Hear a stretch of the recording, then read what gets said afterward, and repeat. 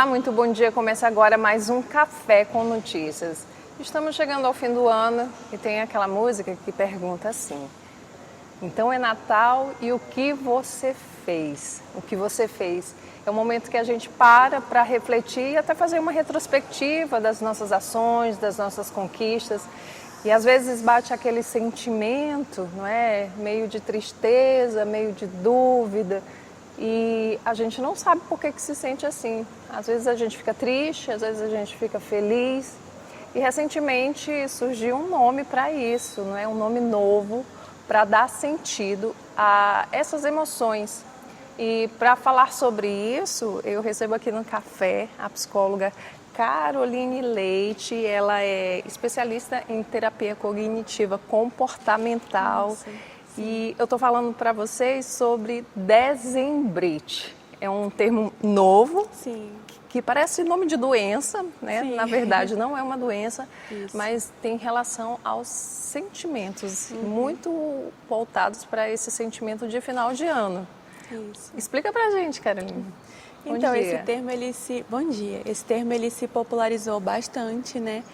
E ele faz a gente refletir sobre essas questões, né? Que dezembro ele está muito associado a encerramento de ciclos e tudo, né? Muitas pessoas fazem reflexão sobre o que conseguiram fazer. Tem muita expectativa também, né, social em volta desse momento, que é um momento associado à celebração. Então, se popularizou esse termo para fazer essa reflexão sobre esses sentimentos associados à angústia, à tristeza, até mesmo um cansaço, um esgotamento, porque se reflete sobre o que foi feito e o que não conseguiu ser feito, e aí essas emoções acabam vindo à tona nesse momento.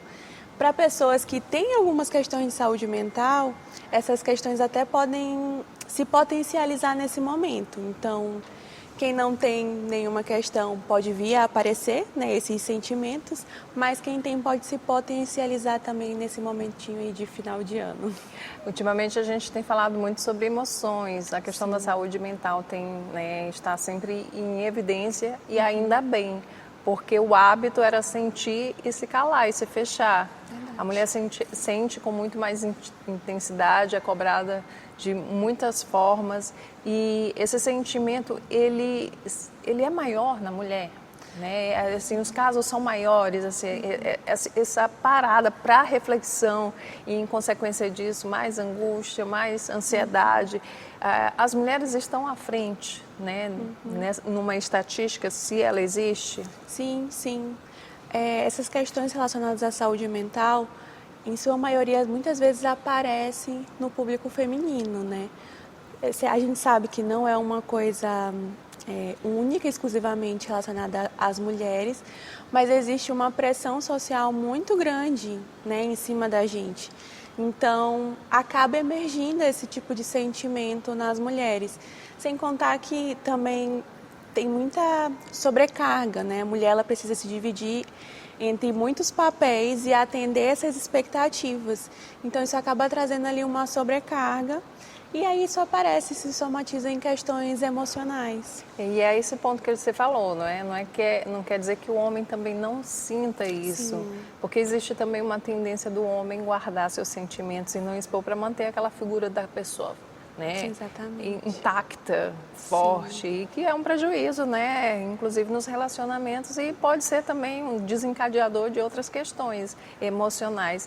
Nesse ponto, o homem também tem esses sentimentos e qual que seria assim mais ou menos assim um conselho para eles, porque o homem não gosta de falar sobre verdade. eu estou falando da maioria dos homens, viu, de muitos homens, não, mas é claro que tem uns que já compreenderam a importância da saúde mental. É verdade. Isso até traz uma questão mesmo social, né? Tipo assim, os homens, eles, como você trouxe, no desenvolvimento deles acaba sendo muito incentivada essa questão de reprimir as emoções, né? Tipo, não pode chorar, não pode demonstrar o que sente.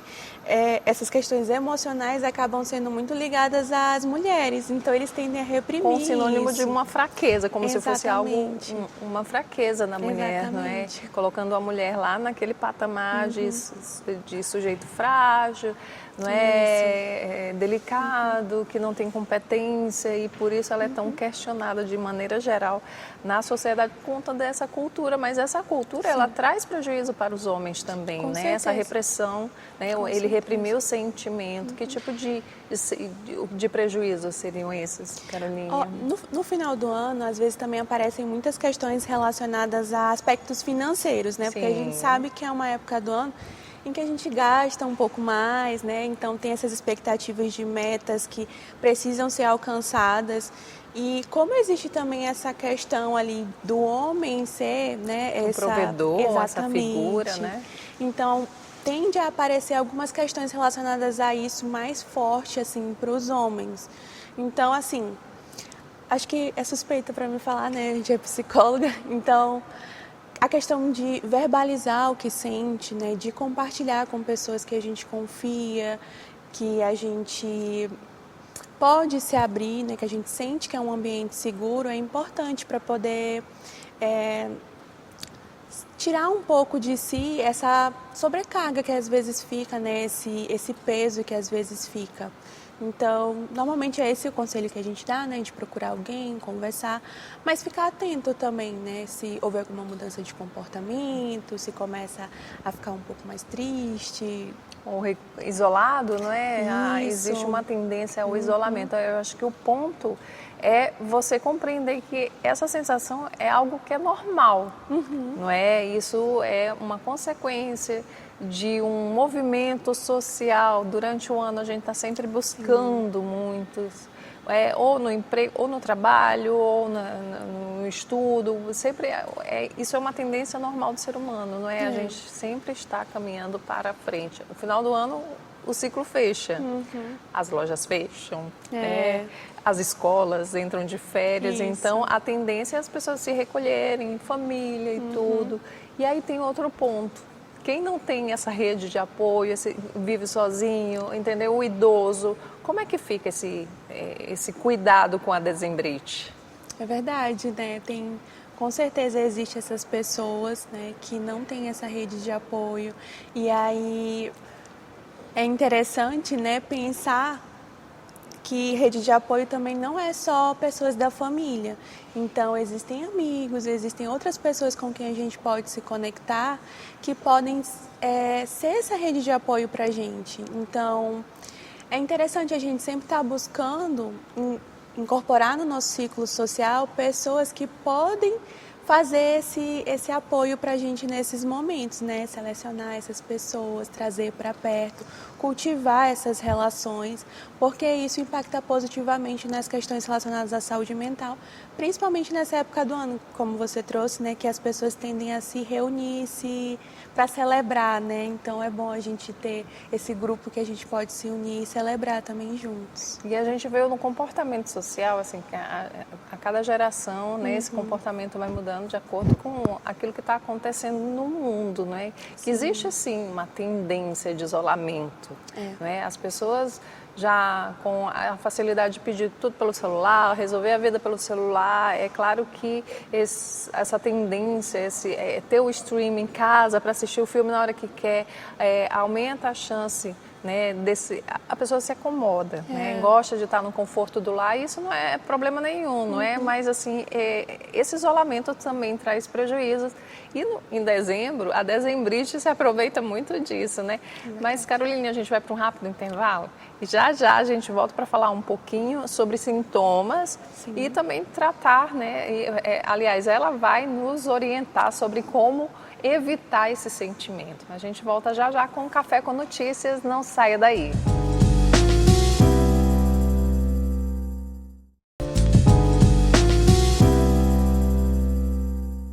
Estamos de volta com o Café com Notícias aqui na TV Assembleia e hoje falamos sobre dezembrite com a psicóloga Carolina Leite. Eu estava brincando agora com ela que parece que eu sofro de dezembrite o ano inteiro, porque eu estou dando uma olhada aqui nos sintomas.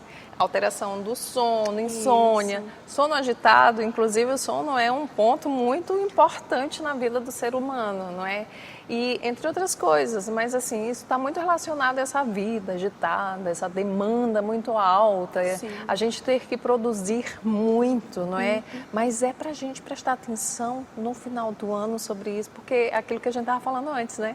A gente fica muito só, as coisas fecham e é o momento que a gente para e se olha. Sim. Aí a gente começa a refletir sobre o que conseguiu fazer, o que não conseguiu fazer.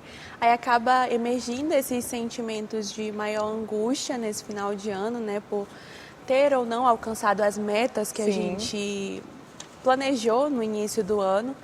E aí, quando um quadro ansioso ele se eleva, né? Isso para pessoas que têm ou não histórico de questões com saúde mental, é normal que apareçam esses sintomas, né, como alteração de sono, mudança de comportamento, essa tendência para se dificuldade isolar. De concentração, né, o pensamento com muita aquele pensamento intrusivo que as pessoas chamam, muitas preocupações que não te deixam dormir, alteração de apetite. Nossa, eu estou vendo aqui uma lista, viu? Sensação de sobrecarga, dificuldade em lidar com as demandas do dia a dia, ou seja, né? Isso é muita cara de mulher mesmo, assim, tá ali exausta, cansada, aquele sentimento de culpa, como a doutora falou aqui, a Caroline, e essa pressão para ser feliz, porque, olha só, a gente chega o Natal, parece que zera tudo e nós temos que, né, apagar aquela tristezinha e comemorar, e tem aquela cobrança, você tem que ser grata, você tem que isso e aquilo, e isso é só mais um ponto de pressão de quem já está carregando esse peso já há algum tempo, não é? Eu acho que as pessoas às vezes precisam ter um pouquinho mais de sensibilidade com relação a isso. Falta um pouquinho disso às vezes também, né? Com certeza, porque assim, como é um momento que todo mundo está celebrando, né, esperado que todo mundo esteja compartilhando desse sentimento de felicidade. E aí quando você está indo na contramão disso, né, quando você está mais introspectivo, né, mais pensativo, reflexivo, e aí aparecem esses sintomas que você trouxe, essas questões acabam fazendo com que exista uma pressão social em cima de você, de tipo assim, como todo mundo está celebrando e você não está feliz, né? E aí isso acaba trazendo sentimentos de culpa ainda mais fortes nessa pessoa. Então, essa pressão ela não precisa existir, né? Porque a gente sempre precisa se lembrar de que pode até ser um encerramento de um ciclo, mas a gente está vivendo o presente. Então, esquecer um pouco o passado e o futuro e focar no que a gente consegue fazer agora, né? Pensar que a gente vai ter ainda tempo para fazer tudo aquilo que a gente precisa fazer e as coisas elas vão se encaminhando. E é um processo, né, que a gente vai vivendo a cada novo ano.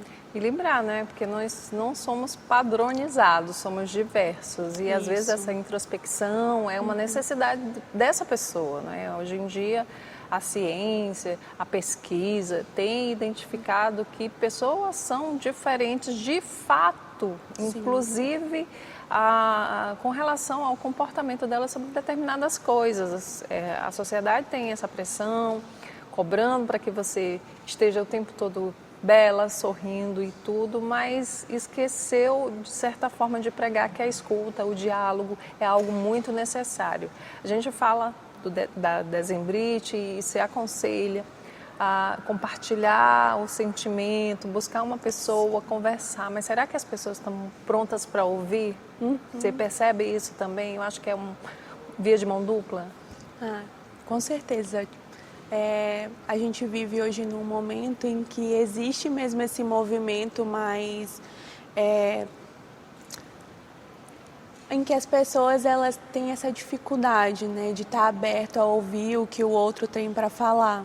A gente está vivendo um momento muito polarizado, então quando existem opiniões diversas, a gente tende a meio que afastar essas pessoas, né, marginalizar elas. Então realmente existe esse movimento em que há uma individualidade muito grande entre o ser humano, mas é muito importante, como eu falei, né, a gente buscar pessoas que a gente pode se abrir, para que a gente consiga ter essa rede de apoio, a gente consiga compartilhar o que a gente sente.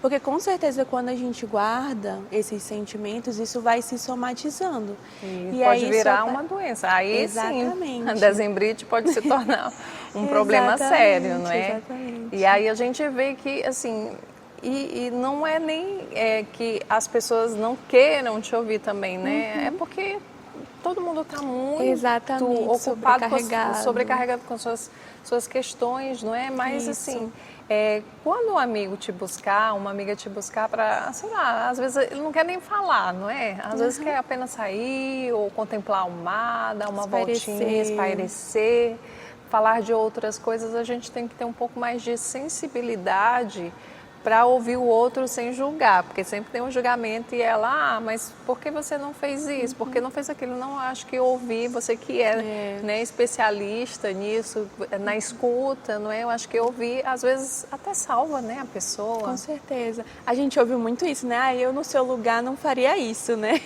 Só que quando a gente está no lugar daquela pessoa, a gente viveu as experiências que ela viveu. Então, se a gente tivesse essa capacidade de estar no lugar de alguém, a gente ia entender por que que ela fez as escolhas que fez. Então é muito confortável a gente, estando em um outro lugar, tendo uma visão às vezes mais ampla, vivendo outras experiências, falar, no seu lugar eu faria diferente.